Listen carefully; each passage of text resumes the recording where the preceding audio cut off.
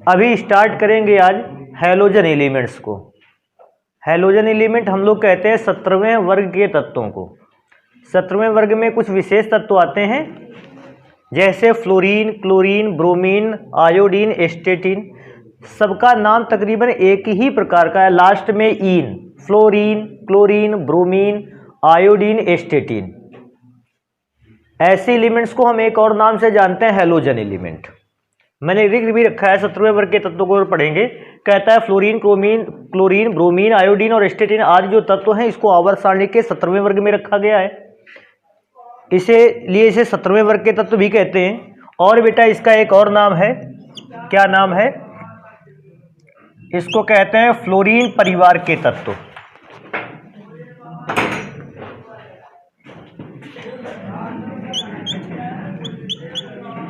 Fluorine परिवार के तत्व भी इसी को कहते हैं। अगर आपसे इन पूरे एलिमेंट्स की पहचान ऐसे भी पूछ ले तो उसे कोई भी परेशानी नहीं होनी चाहिए कि फ्लोरीन परिवार के तत्व कौन कौन से हैं। हम फिर से जान गए, फ्लोरीन, क्लोरीन, ब्रोमीन और आयोडीन की बात करता है। आगे लिखा है इन तत्वों को हैलोजन तत्व भी कहा जाता है। हैलोजन तत्व जो नाम है ये मुख्यतः दो शब्दों से मिलकर के बना है। पहला हैलो, जिसका मतलब होता है समुद्री लवण, और जन, जिसका मतलब होता है बनाने वाले। जन नामक जो शब्द है यह जनरेट के नाम से लिया गया है। जनरेट का मतलब बनाकर तैयार करने वाले। तो समुद्री लवण को बनाकर तैयार करने वाले जो एलिमेंट होते हैं हम इनको हैलोजन नाम देते हैं। अगर हैलोजन की बात पढ़ेंगे थोड़ा सा तो बात आती है कि हैलोजन कौन कौन से समुद्री लवण बनाकर तैयार करते हैं। तो हैलोजन बनाकर तैयार करते हैं NaCl, NaI, MgBr2, MgCl2।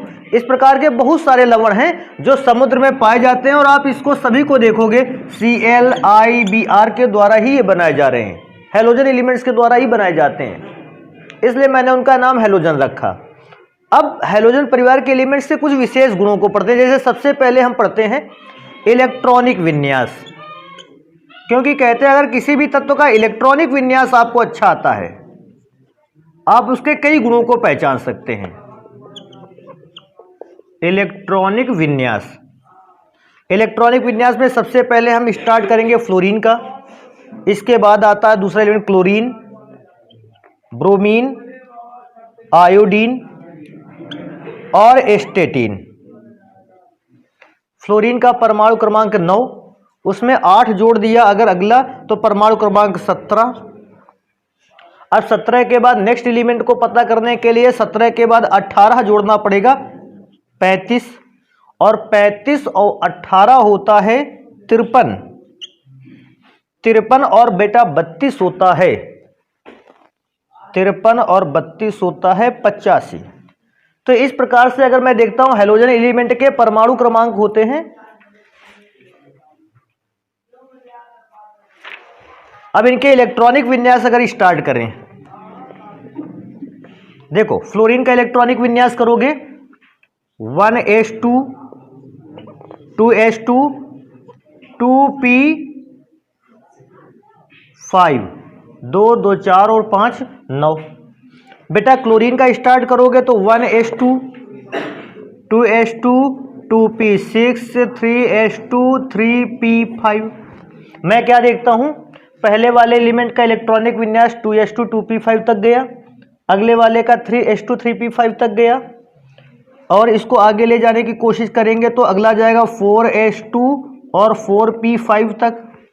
इसको लेकर के हल करेंगे तो लास्ट में जाएगा 5s2 और 5p5 पर तक। लास्ट वाले को सॉल्व करके लेके जाएंगे तो 6s2 और 6p5 तक जाएगा। तो ऐसा देखो आप लोग भी समझे, एग्जाम में भी हर एक एलिमेंट का इलेक्ट्रॉनिक विन्यास करके ही नहीं दिखा देना है बिल्कुल कि हमने अब मिल गया है हैलोजन एलिमेंट तो हम एक एक का इलेक्ट्रॉनिक विन्यास पूरा करके दिखाएंगे लास्ट तक। एंड तक आपको सबका नहीं करके दिखाना है, एक दो एलिमेंट्स के रूल निकालेंगे, वहां से जैसे ही हमें रूल कंफर्म होगा हम तुरंत बाकी एलिमेंट्स के इलेक्ट्रॉनिक विन्यास का लास्ट सेल लिखना स्टार्ट कर देंगे। लास्ट सेल जानते हो ना, अंतिम कक्षा का इलेक्ट्रॉनिक विन्यास लिखेंगे कैसे।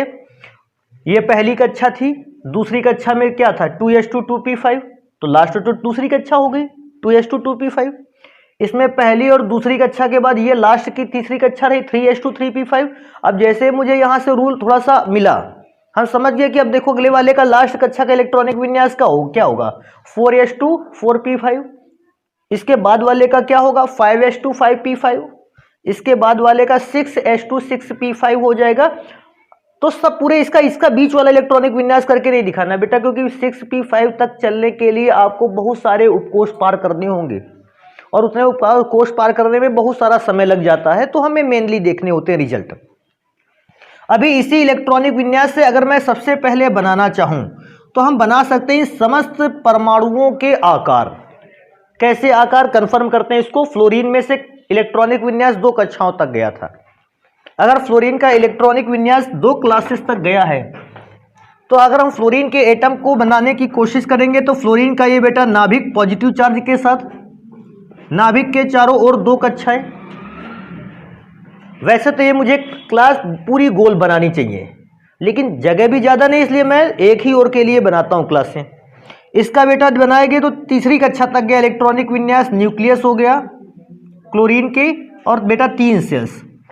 इसके बाद चलेंगे ब्रोमीन में, तो बेटा न्यूक्लियस तो रहेगा 4 सेल है क्योंकि 4p तक गया है।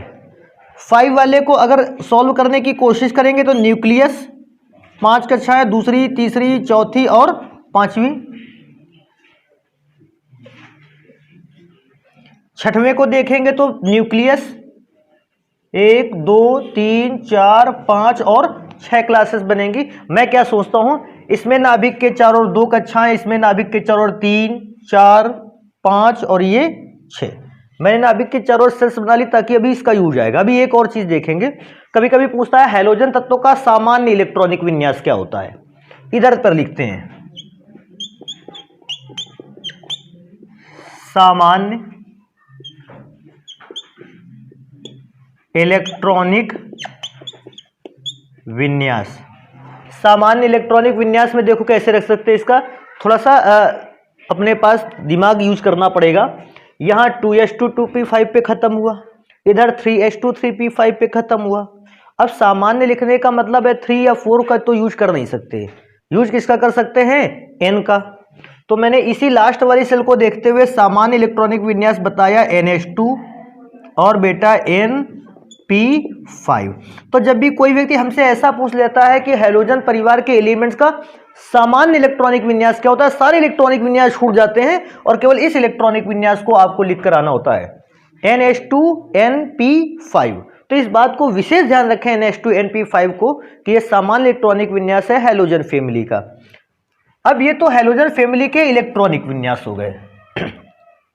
जैसा कि हमने कहा भी था कि अगर हैलोजन फैमिली लेकर अगर आपको इलेक्ट्रॉनिक विन्यास आता है, या फिर मैं तो बोलता हूं ऐसा कि किसी भी एलिमेंट का अगर इलेक्ट्रॉनिक विन्यास आता है उसके बहुत सारे नेचर को तो हम तुरंत पहचान सकते हैं। तो अब हम लोग भी क्या करेंगे कि अब जितने एलिमेंट्स ये दिए गए हैलोजन उनके कुछ विशेष नेचर को पहचानेंगे जो हमारे यहाँ यूजफुल है। जैसे सबसे पहला नेचर उनमें से है, हम लोगों से पूछा भी जाता है परमाणु त्रिज्या।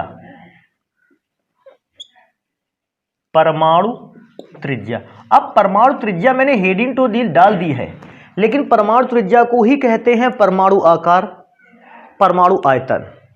परमाणु आकार या परमाणु आयतन ही कह दे तो भी सेम चीज है, क्योंकि जब परमाणु की त्रिज्या में वृद्धि होगी तो ही परमाणु का आकार बढ़ेगा और तो ही उस परमाणु के आयतन में भी वृद्धि होगी। अब सबसे पहले क्या है, आवर्त सारणी में अगर हम देखें तो आवर्त सारणी में आपने क्या देखा था, बाईं ओर से दाईं ओर चलने पर, किसी आवर्त में बाएं से दाएं चलने पर परमाणु के आकार में क्या आती थी, कमी आती थी। और क्योंकि हैलोजन एलिमेंट आवर्त सारणी में बिल्कुल दाईं ओर रखे हैं, इसके बाद कौन रखा है, केवल अक्रिय तत्व। तो मैं क्या देखता हूं कि अगर दाईं ओर रखे हैं तो बाएं से दाएं ओर चलने पर आकार क्या होता था, घटता था। क्योंकि आकार घटता था, किसी भी आवर्त में सबसे छोटे आकार के तत्व हैलोजन तत्व होते हैं। फिर मैं दोबारा से रिपीट कर दूं इस बात को, हम लोगों ने इस बात को पहले भी पढ़ रखा है कि किसी आवर्त में बाएं से दाएं चलने पर तत्वों के परमाणुओं के आकार में कमी आती है।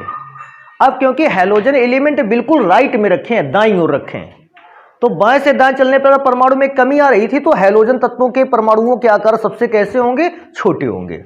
तो पहला तो आप इसको ऐसे ध्यान रखोगे, क्या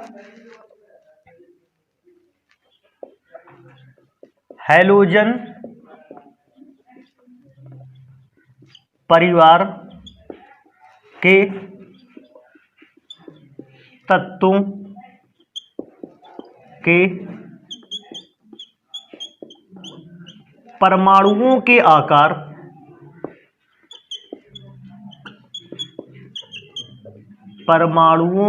आकार अन्य परिवार के तत्वों की अपेक्षा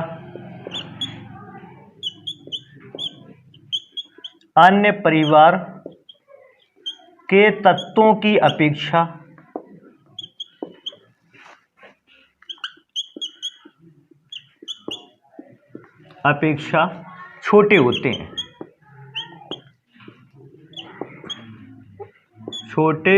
हैं।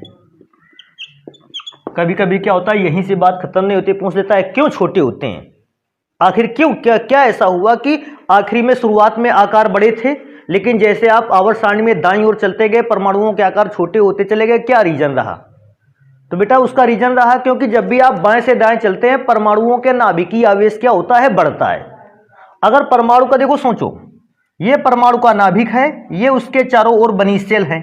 अगर परमाणु के नाभिक का आवेश बढ़ेगा, नाभिक की क्षमता बढ़ेगी, तो क्या करेगा, वो इलेक्ट्रॉन को कहां की ओर खींचेगा, अंदर की ओर। अगर नाभिक का आवेश बढ़ जाता है, नाभिक की क्षमता बढ़ जाती है, तो वो सारे के सारे इलेक्ट्रॉनों को नाभिक की ओर खींचने का प्रयास करेगा, तो परमाणु का साइज अंदर की ओर क्या होगा, सिकुड़ेगा। जिसे हम कह सकते हैं, देखो ऐसा भी बोल सकते हैं, परमाणु के नाभिक का आवेश बढ़ने पर परमाणु का आकार कैसा होने लगता है, छोटा होने लगता है। तो जब भी कभी हमसे कोई व्यक्ति इस बात के लिए रीजन डिमांड करता है, आखिर क्या रहा ऐसा कि हैलोजन परिवार का एलिमेंट्स का जो आकार था बाकी सभी परिवार के तत्वों से छोटा रहा, हमने बताया यहां नाभिकीय आकर्षण बल अधिक रहा। तो कभी भी अगर कोई इसका कारण पूछता है तो मैं कारण यहां लिख देता हूं,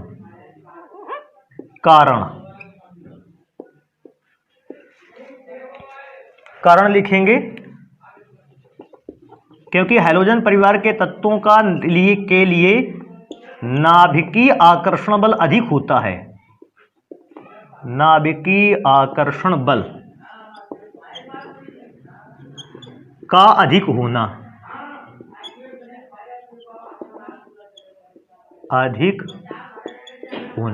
तो अगर कभी आपसे ऐसे पूछता भी ऐसा क्यों रीजन आया, तो आप बताओ क्योंकि नाभिकीय आकर्षण बल बढ़ता था, हमने इस बात को कंफर्म किया कि परमाणु का आकार घट जाएगा। ये तो बेटा फर्स्ट नंबर हो गया।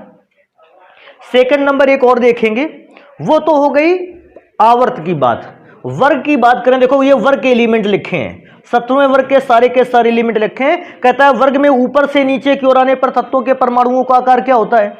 देखो यहां पर नाभिक के चारों ओर 2 कक्षाएं थी, उस वर्ग के निचले एलिमेंट के पास 3 क्लासेस हो गई, 4 हो गई, 5 हो गई, 6 हो गई। क्योंकि आप क्या सोचते हो, हर बार एक एक्स्ट्रा क्लास बढ़, यहां 2 थी, यहां क्लासें कितनी हो गई, 3, आकार बढ़ गया होगा। यहां 3 से कक्षाएं कितनी बढ़ गई, 4, आकार बढ़ गया होगा। यहां 4 से कक्षाएं कितनी बढ़ गई, 5, और क्लास बढ़ गई होंगे, और क्लास बढ़ गई तो परमाणु का आकार और क्या हो गया, बढ़ गया। लेकिन अगर मैं वर्ग में ऊपर से नीचे की ओर आने पर बात करता हूं, ऊपर से नीचे की ओर बात करता हूं, तो मैं देखता हूं लगातार कोर्स बढ़ती चली जा रही, कक्षाएं बढ़ती चली जा रही हूं। कक्षाओं के बढ़ने पर परमाणु के आकार में क्या हो जाती है, वृद्धि। तो बाएं से दाएं चलने पर तो आकार घटता था, लेकिन हम लिखेंगे इस वर्ग का मतलब है 17वें वर्ग में ऊपर से नीचे की ओर आने पर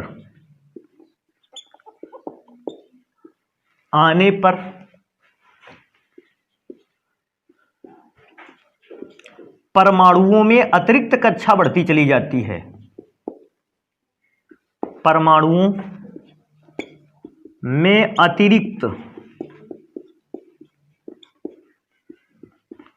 परमाणुओं में अतिरिक्त कक्षा बढ़ती जाती है या बढ़ती चली जाती है।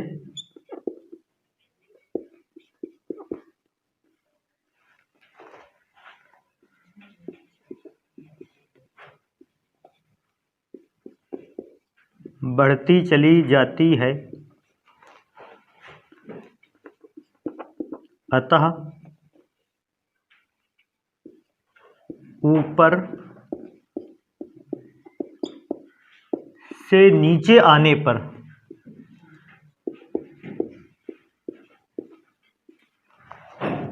तत्वों के परमाणुओं के आकार भी बढ़ते हैं। तत्वों के परमाणुओं के आकार भी बढ़ते हैं। परमाणुओं के आकार भी बढ़ते हैं। तत्वों के परमाणुओं के आकार भी बढ़ते हैं। तो इसको मैंने बताया कि जैसे आप ऊपर से नीचे आ रहे थे, आप देख रहे थे लगातार सेल्स बढ़ती जाती, लगातार एक्स्ट्रा सेल ऐड होती चली गई, इसका मतलब परमाणु का आकार क्या हो गया, बढ़ गया है। और अगर कभी हमसे पूछेगा कि परमाणु के आकार के वृद्धि का क्रम लिख दीजिए, बिल्कुल लिख सकते हैं। फ्लोरीन में केवल 2 सेल थी, इसका मतलब फ्लोरीन का आकार सबसे छोटा था। इससे बड़ा आकार था क्लोरीन का, क्योंकि क्लोरीन में 3 सेल थी। ब्रोमीन में आते आते कक्षाओं या सेलों की संख्या हो गई 4, इसलिए ब्रोमीन का आकार और भी बड़ा। उससे भी बड़ा आकार आयोडीन का, और बेटा उससे भी बड़ा आकार होता है एस्टेटीन का। तो फ्लोरीन, क्लोरीन, ब्रोमीन, आयोडीन, एस्टेटीन, ये परमाणुओं के क्या हैं, उनके आकार। अगर कोई व्यक्ति हमसे ऐसा भी पूछ लेता है कि परमाणुओं का आकार तो सर आपने बता दिया, अब इन परमाणुओं के आयनों का आकार बता देते, क्योंकि जब परमाणु, कोई भी परमाणु जब आयन बनता है, चाहे वो धनायन बने या ऋणायन, उसके आकार में चेंज होता है। तो अगर आयन का भी आकार पूछता तो बेटा आयन का भी आकार सेम पैटर्न पर रहता, उससे भी कोई प्रॉब्लम नहीं थी। यहां आयन का आकार भी जो है वो सेम पैटर्न पर फॉलो करता है। तो परमाणु का आकार और आयन का आकार दोनों को ले गया, इनको नोट करते हैं। फिर पढ़ते हैं अगले गुण हेलोजन परिवार के एलिमेंट्स के। आयनन विभव पता है किसको कहते हैं? क्या होता है आयनन विभव? देखो, आयनन विभव हम जानते हैं, हम पढ़ के सुनाएंगे, वो परिभाषा में कुछ गलती होगी और तुमको ऐसा लगेगा कि एकदम सर जी ने सही तो परिभाषा बताई है, इसमें से कोई भी परेशानी नहीं है। किसी परमाणु से एक इलेक्ट्रॉन को बाहर निकालने के लिए जो ऊर्जा की आवश्यकता होती है, उसे उस तत्व के परमाणु का आयनन विभव कहते हैं। हाँ, इंपॉर्टेंट चीज क्या है, उस परमाणु की गैसीय अवस्था में से। बताया मैंने ना कि क्या होता है कि जब हम लोग कभी पढ़ाई कर रहे होते हैं, ये नोट करने वाली चीज में एक चीज तो भूल ही जाते हैं, और आयनन विभव में एक चीज भूल गए, क्या? गैसीय अवस्था में से।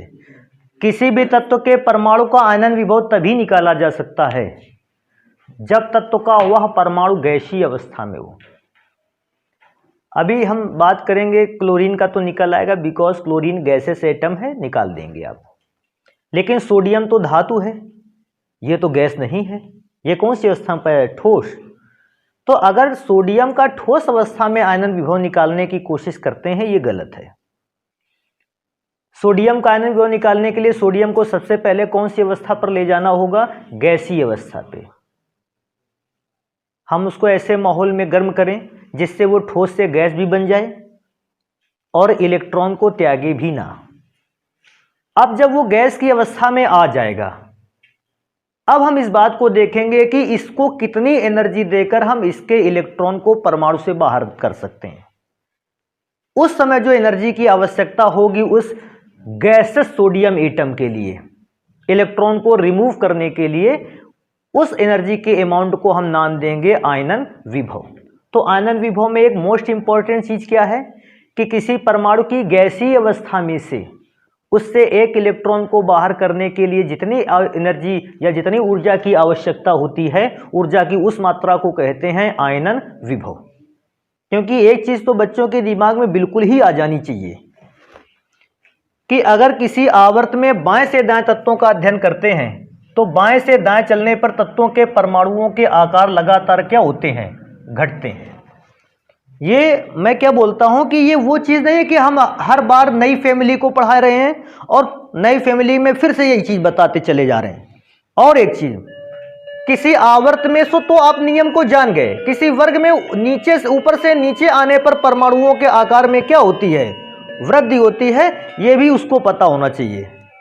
कभी भी आवर्त और वर्ग से रिलेटेड कोई भी बात आ जाए, सबसे पहले दिमाग में यह बात तो आ जानी चाहिए कि आकार का चेंज कैसे होता है। अब मैं बात करूंगा आयनन विभव की। हमारे पास कोई एटम है, कम से कम कंपेयर करने के लिए दो एटम तो चाहिए चाहिए। एक बड़े आकार का एटम है, एक छोटे आकार का एटम है। न्यूक्लियस तो दोनों के पास है। छोटे आकार के एटम में न्यूक्लियस और बाहरी कक्षा के इलेक्ट्रॉन के बीच की दूरी कम है। बड़े एटम में बाहरी कक्षा के इलेक्ट्रॉन और न्यूक्लियस के बीच की दूरी अधिक होती है।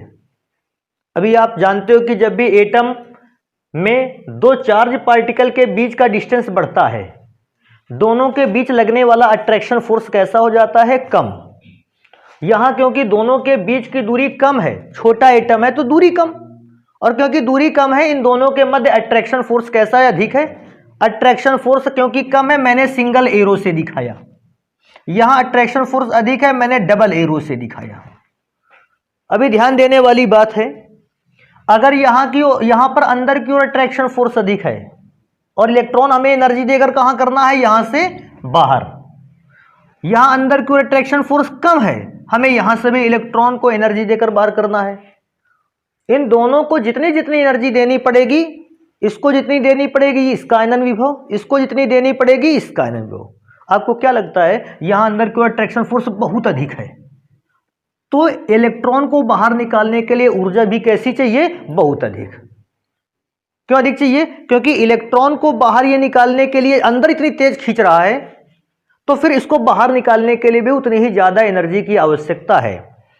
यहां पर अंदर की ओर कम ताकत से खींच रहा है, कम आकर्षण बल से खींच रहा है, इससे इलेक्ट्रॉन को आसानी से बाहर क्या किया जा सकता है, निकाला जा सकता है। एक बात तो स्पष्ट है, बड़ा आकार का परमाणु जितना होगा, इलेक्ट्रॉन और न्यूक्लियस के बीच का डिस्टेंस ज्यादा होगा और वहां से इलेक्ट्रॉन को रिमूव कर पाना, हटा पाना, निकाल पाना आसान है, कम ऊर्जा लगेगी, आयनन विभव कम होगा। जैसे ही न्यूक्लियस या एटम का साइज मैं कहता हूं कि छोटा हो जाएगा, एटम के साइज छोटे होने पर न्यूक्लियस के थ्रू लगाया गया अट्रैक्शन फोर्स बढ़ जाएगा और इलेक्ट्रॉन को बाहर निकालने में उतनी ही ज्यादा से ज्यादा ऊर्जा लगेगी, आयनन विभव का मान अधिक हो जाएगा। इतनी बात तो आयनन विभव में बच्चों को हम बता देते हैं। अभी आयनन विभव के चेंज की बात आती है, तो चेंज को कैसे पढ़ते हैं, सबसे पहले चेक करेंगे बाएं से दाएं चलने पर परमाणु का आकार कैसा हुआ, छोटा। अगर बाएं से दाएं चलने पर परमाणु का आकार छोटा है, हेलोजन एलिमेंट तो दाईं ओर ही रखे रहते हैं ना, तो हेलोजन परमाणुओं का आकार सबसे कैसा होगा, छोटा। अन्य फैमिली के एलिमेंट्स में से हेलोजन सबसे लास्ट में लिखे हैं, इनके आकार कैसे होंगे, छोटे। अगर आकार छोटे होंगे तो न्यूक्लियस और बाहरी कक्षा के इलेक्ट्रॉन के बीच की दूरी बहुत क्या होने वाली है, कम। बहुत दूरी कम होने का अर्थ है आकर्षण बल बहुत कैसा रहेगा, अधिक। अगर आकर्षण बल अधिक रहेगा तो इलेक्ट्रॉन को बाहर निकालने के लिए ऊर्जा कैसी चाहिए, कम या ज्यादा चाहिए, ज्यादा चाहिए, अर्थात इनके आयनन विभव कैसे रहने वाले हैं, अधिक। तो हम एक बात तो ये बताएंगे आवर्तों के संबंध में कि किसी भी फैमिली की कंपेयर अगर आप हेलोजन फैमिली से करते हो तो हेलोजन फैमिली के जो आयनन विभव होते हैं अन्य फैमिली से कैसे होते हैं, अधिक। लेकिन एक और चीज ध्यान रखने वाली बात है, हेलोजन फैमिली के आयनन विभव अधिक होते होंगे लेकिन अक्रिय तत्वों से अधिक नहीं होते हैं। क्यों, क्योंकि अक्रिय तत्वों का अष्टक पहले से ही पूर्ण होता है और जब इसका अष्टक पूर्ण है वो ना तो इलेक्ट्रॉन को आसानी से निकाल सकते हैं और ना ग्रहण कर सकते हैं। तो हम इस बात को बताएंगे, अन्य सभी परिवारों की तुलना में हेलोजन परिवार के परमाणुओं का आकार छोटा होने की वजह से इनका आयनन विभव अधिक है, परंतु इनका आयनन विभव अक्रिय तत्वों से अधिक नहीं है, ये भी बात उसमें बतानी पड़ेगी।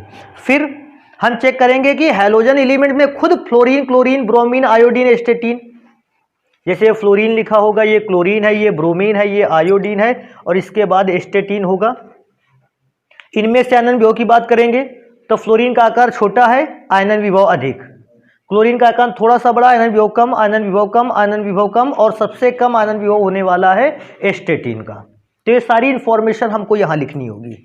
तो एक एक करके मैं लिखना स्टार्ट करता हूं। क्या लिखते हैं,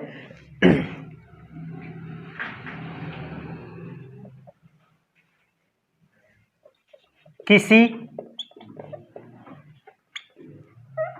अन्य परिवार की तुलना में, अन्य परिवार की तुलना में हैलोजन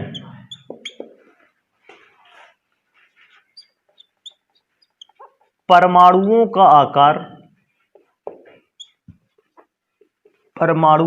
आकार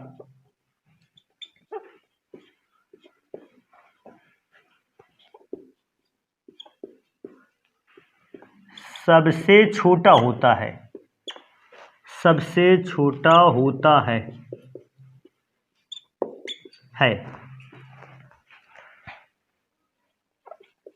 अतः इनके इलेक्ट्रॉन नाभिक के साथ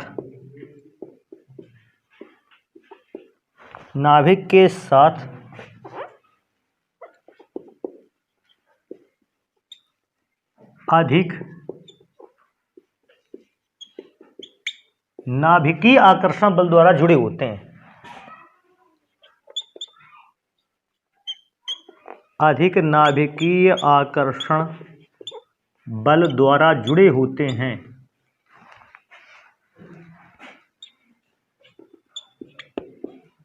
जुड़े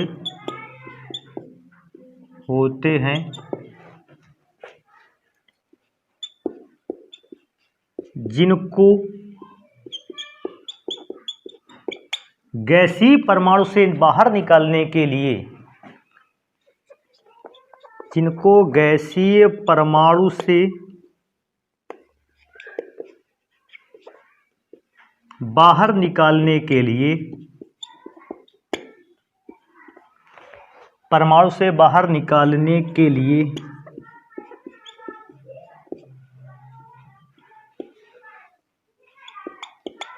उच्च ऊर्जा की आवश्यकता होती है,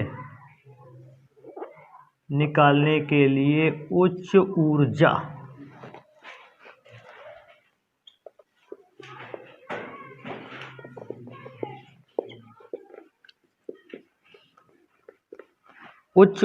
की आवश्यकता,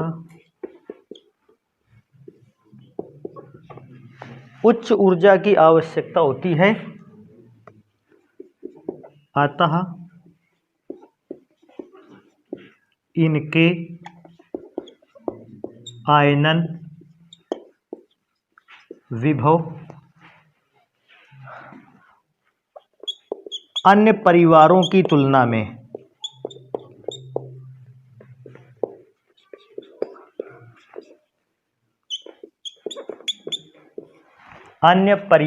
तुलना में उच्च होते हैं।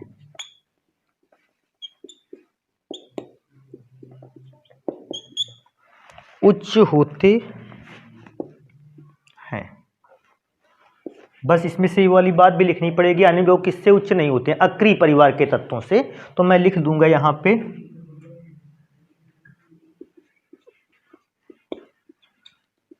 अक्रिय तत्वों को छोड़कर। तो इस बात को विशेष ध्यान रखना है कि मैंने लिख जरूर दी है, लेकिन अक्रिय तत्वों को छोड़कर। अब मैं खुद कंपेयर करूंगा कि मैं अन्य परिवार से तुलना ही नहीं करता। अब हम तुलना करेंगे इसी परिवार के तत्वों से, फ्लोरीन की, क्लोरीन की, ब्रोमीन की, आयोडीन की और स्टेटिन की। क्योंकि फ्लोरीन का आकार सबसे छोटा होता है, आयनन विभव सबसे अधिक। क्लोरीन का आकार थोड़ा सा बड़ा फ्लोरीन की अपेक्षा, आयनन विभव उससे कम। आयोडीन का ब्रोमीन का आकार और भी बड़ा, आयनन विभव और भी कम। स्टेटिन का आकार सबसे बड़ा, आयनन विभव सबसे कम। तो हम इस परिवार के भी विषय में लिखेंगे, परंतु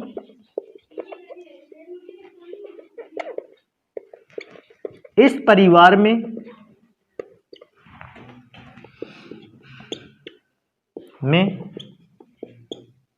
तत्वों के परमाणुओं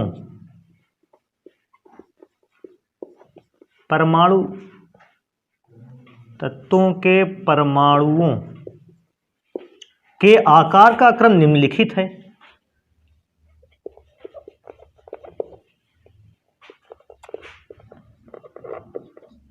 आकार का क्रम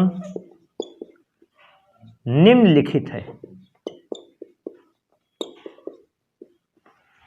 निम्नलिखित है, और बेटा वो तो क्रम बताना पड़ेगा निम्नलिखित में से क्या है। तो आकार का क्रम सबसे पहले, आकार का क्रम है फ्लोरीन सबसे छोटा, क्लोरीन, फिर ब्रोमीन, फिर आयोडीन, फिर एस्टेटिन। मैंने शायद मेरे फिर ख्याल से भी कुछ देर पहले लिखा भी था। तो क्योंकि आकार का क्रम ये है, आकार का अपोजिट नेचर होता है आयनन विभव, अतः आयनन विभव का क्रम, अतः आयनन विभव का क्रम, आयनन विभव के क्रम में फ्लोरीन का आयनन विभव सबसे अधिक, क्लोरीन का आयनन विभव उससे कम, ब्रोमीन का उससे कम, आयोडीन का तो उससे भी कम आयनन विभव होगा, सबसे कम आयनन विभव होता है एस्टेटिन का। तो ये ध्यान रखें, आकार के क्रम के अपोजिट नेचर पर चलता है आयनन विभव का क्रम। अभी नेक्स्ट नंबर पे चलते हैं। आयनन विभव के बाद अवस्था का निर्धारण या अवस्था। तो बेटा इस हैलोजन फैमिली में मुझे जितने भी एलिमेंट मिले मैं उनको सबसे पहले लिख लेता हूं। पहला एलिमेंट मुझे फ्लोरीन मिला, दूसरा क्लोरीन मिला, तीसरा ब्रोमीन मिला, चौथा आयोडीन मिला, और लास्ट में मुझे मिलता है एस्टेटिन। ये 4 एलिमेंट मिलते हैं हमको, कॉमा लगा लेते हैं। अब कहेगा इनमें अवस्था का निर्धारण क्या है। तो बेटा अवस्था में से जो शुरुआती 2 एलिमेंट मिल रहे हैं बेटा ये गैस अवस्था में पाए जाते हैं। इसके बाद जो ब्रोमीन नाम का एलिमेंट होता है ये द्रव अवस्था में पाया जाता है। अब यहां से भी ध्यान देने वाली बात है, आवर्त सारणी में तत्व में से अगर मैं देखूंगा, मेटल्स में मरकरी द्रव अवस्था में पाया जाता है और नॉन मेटल्स में ब्रोमीन द्रव अवस्था में पाया जाता है। बाकी अधिकांश पदार्थ कौन सी अवस्था में होते हैं, ठोस, उससे कम अगर मैं देखता हूं गैस, और सबसे कम पदार्थ पाए जाते हैं द्रव अवस्था में। तो इसको बहुत विशेष ध्यान रखना है कि नॉन मेटल्स में कौन सा ऐसा तत्व है जो द्रव अवस्था में पाया जाता है, तो आप उसका नाम याद रखोगे। ब्रोमीन एक ऐसा एलिमेंट है, नॉन मेटल का मतलब अधातु में ब्रोमीन एक ऐसा एलिमेंट है जो द्रव अवस्था में पाया जाता है, जबकि आयोडीन और एस्टेटिन दोनों ऐसे एलिमेंट हैं जो बेटा सॉलिड फॉर्म में पाए जाते हैं, ठोस अवस्था में पाए जाते हैं। तो ये तो अवस्था का निर्धारण हो गया इनके। अब बात आती है क्वथनांक और गलनांक की। क्वथनांक और गलनांक की।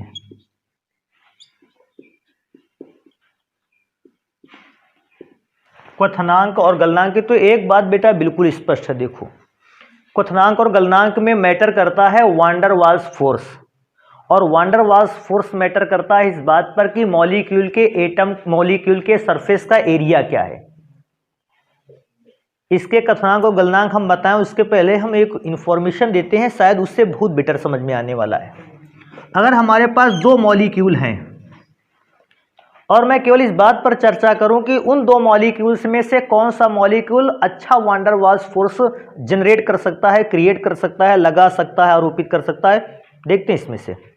बेटा इस मॉलिक्यूल के एटम का मॉलिक्यूल का साइज छोटा है, सरफेस एरिया से, इस सरफेस से ही तो वो वांडर वाल्स फोर्स लगाएगा, क्योंकि सरफेस एरिया कम है, वांडर वाल्स फोर्स की संख्या भी कैसी रहेगी, कम।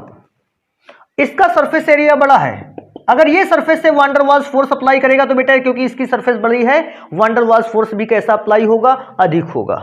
और जब वांडर वाल्स फोर्स अधिक अप्लाई होगा, अट्रैक्शन फोर्स बढ़ गया, और जब अट्रैक्शन फोर्स बढ़ गया तो मॉलिक्यूल ज्यादा ताकत से एक दूसरे के साथ बंधे हैं, और जब मॉलिक्यूल ज्यादा ताकत से एक दूसरे के साथ बंधे हैं तो इनको अलग करने के लिए भी टेम्परेचर कैसा चाहिए, अधिक चाहिए। और ऐसे पदार्थों के गलनांक और क्वथनांक भी कैसे हो जाते हैं, उच्च हो जाते हैं। भाई गलनांक और क्वथनांक क्या है, मॉलिक्यूल्स को एक दूसरे के अट्रैक्शन फोर्स से, बंधन से मुक्त कर देना ही गलनांक और क्वथनांक है। कई मॉलिक्यूल आपस में बहुत सारे जुड़े हैं, अगर आपने उन मॉलिक्यूल्स का अट्रैक्शन फोर्स समाप्त कर दिया तो मॉलिक्यूल कोई यहाँ उड़ गया, कोई वहाँ उड़ गया, कोई वहाँ चला गया, हो गया क्वथनांक। जल वाली बात बताएं, देखो हमारे पास इस बर्तन पे जल भरा हुआ रखा है, यहाँ पर जल की बहुत सारी बूंदें हैं, सभी को ये पता है जल की सभी बूंदें एक दूसरे पर आकर्षण बल आरोपित करती हैं।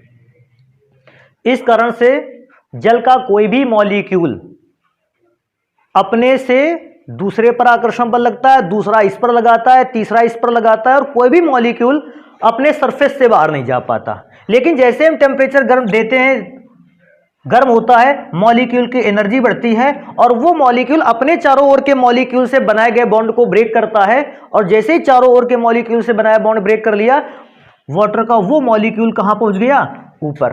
भाई बॉन्ड ब्रेक होने का मतलब ये मॉलिक्यूल फ्री हो गया, ये तो निकल गया यहां से। जैसे निकल गया, आपने कहा हमने जल को कौन से रूप में बदल दिया है? वाष्प के रूप में। तो इस टेम्परेचर को आपने क्या बोला? क्वथनांक। का क्वथनांक पहुंचा दिया। क्वथनांक का क्या होता है? जल के एक अणु का बाकी अणुओं से बॉन्ड क्या कर दिया? तोड़ दिया है। अब बॉन्ड सबसे बड़ा मैटर करने लगा। अभी मैं क्या सोचता हूं, फ्लोरीन के एटम का साइज सबसे छोटा है, तो फ्लोरीन के मॉलिक्यूल का भी साइज सबसे कैसा होगा? छोटा। बस मैं इतनी बात पूछूंगा, मॉलिक्यूल का साइज छोटा है तो इसमें वान डेर वाल्स फोर्स कम लगेंगे कि ज्यादा लगेंगे? कम वान डेर वाल्स फोर्स लगेंगे। तो इसके कम वान डेर वाल्स फोर्स को ब्रेक करने के लिए टेम्परेचर भी कैसा लगेगा? कम ही लगेगा। अर्थात इनके गलनांक और क्वथनांक कैसे होंगे? कम। अच्छा, इनमें सबसे बड़ा साइज किसका होगा? मॉलिक्यूल का, एस्टेटिन का, क्योंकि साइज बड़ा है, सरफेस एरिया ज्यादा है। उस सरफेस एरिया के थ्रू लगाया गया अट्रैक्शन फोर्स भी कैसा है? अधिक। और उस अट्रैक्शन फोर्स को तोड़ने के लिए टेम्परेचर कैसा चाहिए? बहुत अधिक चाहिए। अर्थात उसका क्वथनांक कैसा होगा? अधिक होगा। तो क्वथनांक का अगर क्रम देखेंगे तो क्वथनांक मेनली डिपेंड करता है किस पर? वान डेर वाल्स फोर्स पर। तो वान डेर वाल्स फोर्स के थ्रू हम गलनांक और क्वथनांक को भी परिभाषित करेंगे। अरेंजमेंट मुझे पता है, सबसे छोटा आकार, कम वान डेर वाल्स फोर्स, कम एनर्जी में टूट जाएंगे बॉन्ड।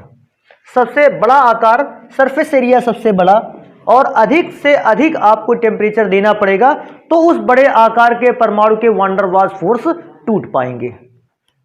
ज्यादा टेम्परेचर देना पड़ेगा। सबसे कम क्वथनांक, सबसे अधिक क्वथनांक। लेकिन इसको बताना पड़ेगा कि क्वथनांक किस पर डिपेंड करता है? सरफेस एरिया पर। तो मैं इस बात को लिखूंगा आपके सामने और आप इसको हमेशा के लिए ध्यान रखें कि जो क्वथनांक होता है यह डिपेंड करता है पृष्ठीय क्षेत्रफल पर। पृष्ठीय क्षेत्रफल का मतलब सरफेस एरिया। और क्योंकि हम जानते हैं जिस मॉलिक्यूल का आकार बड़ा है, पृष्ठीय क्षेत्रफल उसी का बड़ा है। और पृष्ठीय क्षेत्रफल डिपेंड करता है,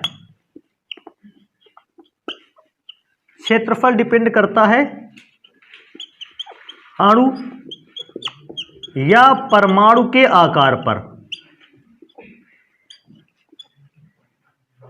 पृष्ठीय क्षेत्रफल डिपेंड करता है अणु या परमाणु का आकार पर। जितना अणु का परमाणु का आकार बड़ा होगा, पृष्ठीय क्षेत्रफल उतना ही ज्यादा, और जितना पृष्ठीय क्षेत्रफल अधिक उतना ही क्वथनांक और गलनांक भी अधिक। तो हम क्या लिखेंगे? फ्लोरीन से एस्टेटिन की ओर चलने पर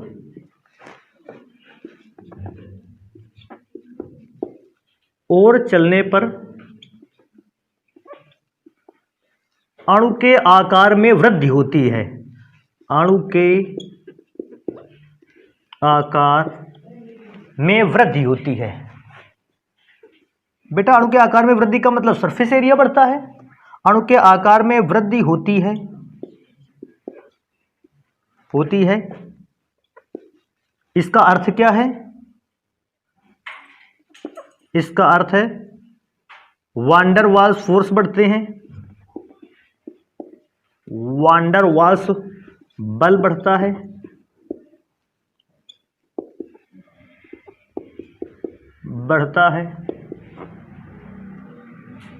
जिसे तोड़ने के लिए या जिन्हें तोड़ने के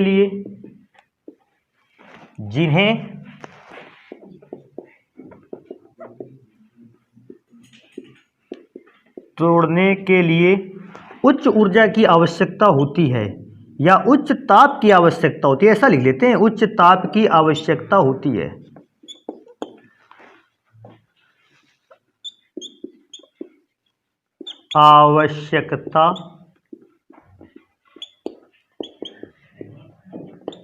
है।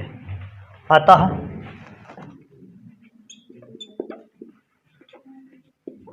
क्वथनांक तथा गलनांक के मान बढ़ते हैं। क्वथनांक तथा गलनांक के मान बढ़ते हैं। गलनांक के मान बढ़ते हैं। अगर कोई व्यक्ति हमसे कहेगा सर इसका बना करके दिखा देते किसका किसका एटम का, तो बिल्कुल बनाकर दिखा देंगे। क्वथनांक या गलनांक की कंपेयर है। फ्लोरीन का क्वथनांक या गलनांक सबसे कम, क्लोरीन का उससे ज़्यादा, ब्रोमीन का उससे ज़्यादा, आयोडीन का उससे ज़्यादा, और सबसे ज़्यादा गलनांक और क्वथनांक होता है स्टेटिन का। तो ये हैलोजन के गलनांक और क्वथनांक का अरेंजमेंट हो गया। एक काम करेंगे, इसको नोट करेंगे, फिर पढ़ते हैं इलेक्ट्रॉन बंधुता और विद्युत ऋणात्मकता को भी। अगले गुण को पढ़ें बेटा। अगले गुण का नाम है विद्युत ऋणात्मकता, इलेक्ट्रॉन निगेटिविटी। मैं बताऊं इलेक्ट्रॉन निगेटिविटी क्या है, इसको भी देख लेते हैं एक बार, और फिर इसमें से जो लाइनें लिखी है उसको पढ़ेंगे, आसान लगेगा। ऐसा मान लेते हैं थोड़ी देर के लिए कि हमारे पास ए और बी दो एलिमेंट हैं, उनके बीच में एक बॉन्ड डेवलप हुआ है। अब बॉन्ड मिलकर बना होता है दो इलेक्ट्रॉनों, सिंगल बॉन्ड 2 इलेक्ट्रॉनों से, डबल बॉन्ड 4 इलेक्ट्रॉनों से, और ट्रिपल बॉन्ड 6 इलेक्ट्रॉनों से। मैंने मान लिया कि दोनों के बीच में डबल बॉन्ड बना है। अब डबल बॉन्ड को बनाने में 2 इलेक्ट्रॉन लगे हैं। ए भी इस बॉन्ड को अपनी ओर आकर्षित करता है और बी भी अपने इस बॉन्ड को अपनी ओर आकर्षित करता है। यदि ए और बी में से कोई भी एक एलिमेंट बॉन्ड को ज्यादा अट्रैक्ट करके ले जाता है तो बॉन्ड उसकी ओर डिस्प्लेस हो जाता है, खिसक जाता है। जैसे मैं ऐसा मान लेता हूं थोड़ी देर के लिए कि बी ने बॉन्ड को ज्यादा ताकत से अपनी ओर आकर्षित कर लिया है, तो देखो बॉन्ड जो है वो बी की ओर क्या हो गया है, खिसक गया है। और ये इस बात को रिप्रेजेंट करता है कि बी का इलेक्ट्रॉन निगेटिविटी जो है वो ए की अपेक्षा कैसी है, अधिक है। इलेक्ट्रॉन निगेटिविटी होती क्या है, बॉन्डेड इलेक्ट्रॉन को, सबसे पहले तो ये सोचने वाली बात है, कौन से इलेक्ट्रॉन को, बॉन्डेड का मतलब बॉन्ड बनाने वाले इलेक्ट्रॉन को अपनी ओर आकर्षित करने की क्षमता। अब बॉन्डेड इलेक्ट्रॉन को अधिक कौन आकर्षित करता है, जिसके एटम का साइज छोटा होता है। एटम का साइज अगर छोटा है, सोचने वाली बात है, ये एक एटम का साइज है, इसका नाभिक यहां है, इसका बॉन्डेड इलेक्ट्रॉन यहां पर आ सकता है, और दूसरे एटम का साइज छोटा है, इसका बॉन्डेड इलेक्ट्रॉन यहां पर आ सकता है। अब आप सोचो बड़ा एटम होगा तो बॉन्डेड इलेक्ट्रॉन ज्यादा से ज्यादा इस जगह पर आ सकता है, इससे अंदर नहीं आ सकता। एटम का साइज छोटा है तो इसका बॉन्डेड इलेक्ट्रॉन इससे अंदर नहीं आ सकता। आपको क्या लगता है, इस बॉन्डेड इलेक्ट्रॉन को ये नाभिक काफी दूर पड़ता है और इस बॉन्डेड इलेक्ट्रॉन से ये नाभिक काफी पास पड़ता है, क्योंकि ये बॉन्डेड इलेक्ट्रॉन से काफी पास पड़ता है नाभिक उस बॉन्डेड इलेक्ट्रॉन को बहुत तेजी से आकर्षित कर सकता है। बस एक बात मेरे दिमाग में आ गई, छोटे एटम का जो साइज का एटम होगा वो बॉन्डेड इलेक्ट्रॉन को अच्छा आकर्षित कर सकता है। जितना ज्यादा आकर्षित कर सकता है, इलेक्ट्रॉन निगेटिविटी उतना ही हाई रहने वाला है। बड़ा एटम भी उस बॉन्डेड इलेक्ट्रॉन को अपनी ओर अट्रैक्ट करता है। ये नहीं मैं कहता हूं कि उस एटम ने बॉन्डेड इलेक्ट्रॉन को अट्रैक्ट नहीं किया होगा, लेकिन ये कम कर पाएगा बिकॉज ऑफ न्यूक्लियस और बॉन्डेड इलेक्ट्रॉन का बीच की दूरी जो है वो बहुत ज्यादा है। तो ये बॉन्डेड इलेक्ट्रॉन और न्यूक्लियस के बीच के डिस्टेंस पर चर्चा हो गई। इसको तो आपको नोट ही नहीं करना है किसी हालत में। अभी मैंने क्या लिखा, अन्य परिवार के तत्वों की तुलना में हैलोजन तत्वों का आकार छोटा होने के कारण, हैलोजन आकार अगर छोटा होगा हैलोजन तत्वों का तो इसका मतलब बॉन्डेड इलेक्ट्रॉन इसके कहां पहुंच जाएगा, पास, और पास पहुंचने का मतलब ये ज्यादा अट्रैक्ट कर पाएगा उस बॉन्डेड इलेक्ट्रॉन को। छोटा होने के कारण इनकी आबंधित इलेक्ट्रॉन को आकर्षित करने की क्षमता कैसी होती है, अधिक होती है। बिल्कुल है, पास है तो ज्यादा इलेक्ट्रॉन को आकर्षित कर लेगा बॉन्डेड इलेक्ट्रॉन को। अतः हैलोजन तत्वों की विद्युत ऋणात्मकता अपेक्षाकृत अधिक होती है अन्य परिवार के तत्वों से, सल्फर के परिवार के तत्वों के, ऑक्सीजन के परिवार के तत्वों से, नाइट्रोजन की फैमिली के तत्वों से, सब तत्वों से अगर कंपेयर किया जाए हैलोजन का आकार छोटा होता है और उन सभी परिवार के तत्वों की अपेक्षा हैलोजन की इलेक्ट्रॉन नेगेटिविटी हाई रहने वाली है। लेकिन खुद हैलोजन परिवार के तत्वों की अगर तुलना स्टार्ट कर दी जाए कि हैलोजन में से फ्लोरीन, क्लोरीन, ब्रोमीन, आयोडीन और स्टेटिन में किस प्रकार से इलेक्ट्रॉन नेगेटिविटी का बढ़ता या घटता क्रम है, तो पहले मैं आकार का क्रम देखूंगा। फ्लोरीन का आकार सबसे छोटा है, आपने सबसे पहले लिखा था, उससे बड़ा क्लोरीन का, उससे बड़ा आकार क्लोरीन का, उससे बड़ा आयोडीन का, उससे बड़ा स्टेटिन का। तो जिसका आकार सबसे बड़ा इलेक्ट्रॉन नेगेटिविटी उसकी सबसे कम है। जिसका आकार सबसे छोटा है उसका इलेक्ट्रॉन निगेटिविटी सबसे हाई है। क्लोरीन का क्योंकि आकार बड़ा था, इलेक्ट्रॉन निगेटिविटी लो गई। क्लोरीन से ज्यादा आकार बड़ा था ब्रोमीन का, इसकी इलेक्ट्रॉन निगेटिविटी और लो हो गई। ब्रोमीन से बड़ा आकार था आयोडीन की, उसकी इलेक्ट्रॉन निगेटिविटी और लो हो गई। और सबसे बड़ा आकार था एस्टेटिन का, तो उसकी इलेक्ट्रॉन निगेटिविटी सबसे कम है। बिकॉज क्योंकि सबसे कम क्यों होगी? क्योंकि आकार बड़ा है, तो बॉन्डेड इलेक्ट्रॉन वहां कहीं दूर रखा होगा और उसको ये तेजी से अपनी ओर आकर्षित नहीं कर पाएगा। तो ये हो गया इलेक्ट्रॉन निगेटिविटी का क्रम। नेक्स्ट नंबर पे चलते हैं ऑक्सीकरण अवस्था। अब ऑक्सीकरण अवस्था क्या होती है मैं बताता हूं आपको। ऑक्सीकरण अवस्था क्या है? कोई भी तत्व का परमाणु जब भी कभी किसी दूसरे तत्व से या स्वयं से अभिक्रिया करता है या उसके साथ जुड़ता है और एक कंपाउंड बनाकर तैयार करता है। अच्छा, कंपाउंड बनाते समय इस एटम पर कोई ना कोई चार्ज आ जाता है। जब भी कोई कंपाउंड, जैसे मैं क्या बोलता हूं, सोडियम अकेला था, कोई चार्ज नहीं था। मुझे सोडियम पर कितना प्लस आवेश या माइनस आवेश का हो गया? अभी कुछ भी प्लस माइनस आवेश नहीं। लेकिन जैसे ये बेटा क्लोरीन के साथ जुड़ा, सोडियम पर प्लस चार्ज आ गया, क्लोरीन पर कैसा चार्ज आ गया? माइनस, क्योंकि सोडियम ने इलेक्ट्रॉन दिया और उस इलेक्ट्रॉन को क्लोरीन ने ग्रहण किया। इस तरह से बॉन्ड बना, तो सोडियम पर पॉजिटिव चार्ज आया, क्लोरीन पर कैसा चार्ज आया? निगेटिव। मैंने देखा सोडियम पर पॉजिटिव चार्ज आ गया, मैंने बोल दिया कि सोडियम की ऑक्सीकरण संख्या है +1। ध्यान रखना इस बात को। प्लस का मतलब है इलेक्ट्रॉन को त्यागा गया है, 1 का मतलब है 1। तो किसी भी तत्व के परमाणु पर, अणु पर या आयन पर जितना भी आवेश आ जाता है, आवेश की मात्रा को कहते हैं ऑक्सीकरण अवस्था या ऑक्सीकरण संख्या भी इसी को कहते हैं। तो ऑक्सीकरण संख्या कभी कभी दिमाग में रहती, पता नहीं ऑक्सीकरण संख्या क्या है। ऑक्सीकरण संख्या क्या है? उस तत्व के परमाणु पर आने वाले आवेश की मात्रा। अब मैं क्या देखता हूं, फ्लोरीन की ऑक्सीकरण संख्या -1 का मतलब फ्लोरीन पर हमेशा और हमेशा केवल एक ही प्रकार का आवेश आ सकता है, और वो भी कितना आ सकता है? -1। जबकि क्लोरीन, ब्रोमीन, आयोडीन और एस्टेटिन पर कैसा चार्ज आ सकता है? -1 भी आ सकता है, +1 भी आ सकता है, +3 आवेश भी आ सकता है, +5 भी आ सकता है, +7 भी आ सकता है। इतने प्रकार के चार्ज की अवस्थाओं को ग्रहण कर सकता है। तो ध्यान, फ्लोरीन का विशेष ध्यान रखना। इस दुनिया में फ्लोरीन मात्र एक ऐसा एलिमेंट जिसका ऑक्सीकरण संख्या कभी पॉजिटिव नंबर नहीं हो सकता है, वो मात्र फ्लोरीन है। इसके अलावा और दुनिया में कोई ऐसा एलिमेंट नहीं है जिसका ऑक्सीकरण नंबर केवल और केवल निगेटिव होता हो। इस बात को भी विशेष ध्यान रखना। फ्लोरीन इस दुनिया का मात्र एक ऐसा एलिमेंट है जिसका इलेक्ट्रॉन निगेटिविटी हमेशा माइनस होता है। ऑक्सीजन का प्लस में भी हो जाता है, लेकिन फ्लोरीन का कभी प्लस में नहीं होता। फ्लोरीन पर ही एक क्वेश्चन और बन के आता है, इस दुनिया का सबसे हाई इलेक्ट्रोनेगेटिव एलिमेंट कौन है? विद्युत ऋणात्मक तत्व कौन है? उसका भी नाम फ्लोरीन ही आता है। देखो मैंने लिखा भी है इस क्रम में, सबसे हाई फ्लोरीन। और फ्लोरीन केवल इसी परिवार में नहीं, ओवरऑल 118 एलिमेंटों में जो आवर्त सारणी में रखे गए हैं, सबसे हाई इलेक्ट्रोनेगेटिव एलिमेंट भी फ्लोरीन है। और ओनली नेगेटिव ऑक्सीडेशन नंबर को दिखाने वाला एलिमेंट भी फ्लोरीन ही है। तो फ्लोरीन में ये जो दो विशेषता है, इसको तैयार रखना है हमने कि कभी फैमिली से रिलेटेड क्वेश्चन को पूछता है तो ये दो बातें बताएंगे। अभी जैसे कुछ गुण छूट जाते हैं, इन गुणों को फिर नेक्स्ट क्लास पे कवर करेंगे।